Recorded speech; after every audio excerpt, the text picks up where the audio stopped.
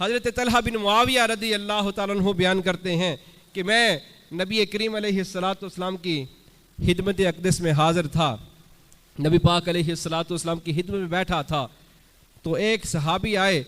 آ کے عرض کرنے لگے یا رسول اللہ، یا حبیب اللہ، مجھے اجازت دیجئے، میرا دل چاہ رہا ہے، میری یہ خواہش ہے کہ یا رسول اللہ میں رب کی بارگاہ میں جا کر رب کی راہ میں جہاد کروں۔ تو نبی پاک علیہ السلام نے پوچھا کہ کیا تیری ماں زندہ ہے؟ تو عرض کرنے لگے یا رسول اللہ ہاں میری ماں زندہ ہے۔ فرمایا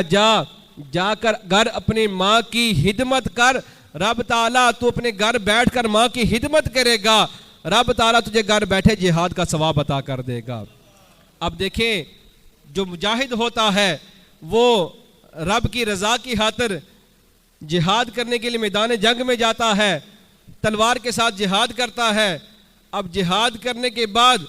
وہ شہید ہو جاتا ہے، پھر اب تعالیٰ اس کو جہاد کا ثواب عطا کرتا ہے۔ تو رب تعالیٰ کے محبوب نے آسان حال ارشاد فرما دیا، فرمایا کہ تو گھر جا کر اپنی ماں کی خدمت کر، تو گھر بیٹھ کر اپنی ماں کی خدمت کرے گا، رب تعالیٰ تجھے گھر بیٹھے جہاد کا ثواب عطا کر دے گا۔ اب اعلیٰ حضرت رحمۃ اللہ علیہ نے ایک حدیث پاک نقل کی، کہتے ہیں کہ ایک صحابی آئے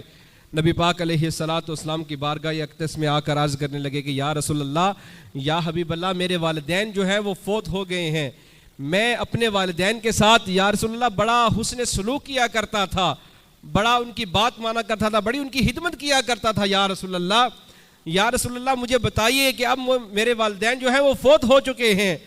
اب مجھے کوئی ایسا عمل بتائیے کہ میں ان کے ساتھ حسن سلوک کیسے کروں۔ تو نبی پاک علیہ السلام نے ارشاد فرمایا کہ جب تو اپنی نماز کے ساتھ ہی اپنے والدین کے لیے نماز پڑھ لیا کر، جب تو اپنے لیے روزہ رکھے اپنے والدین کے لیے بھی روزہ رکھ لیا کر، جب تو کوئی اپنے لیے نفلی کام کرے تو اپنے والدین کے لیے بھی نفلی کام کر لیا کر۔ اب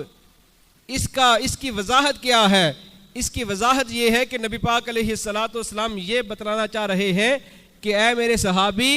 جب تم نماز پڑھو گے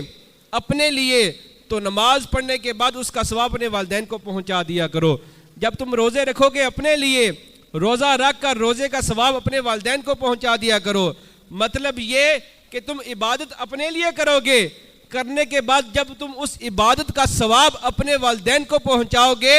تو جس طرح رب تعالیٰ کی ذات تمہیں ثواب عطا کرے گی اسی طرح کا ثواب رب تعالیٰ تمہارے والدین کو بھی عطا کرے گی۔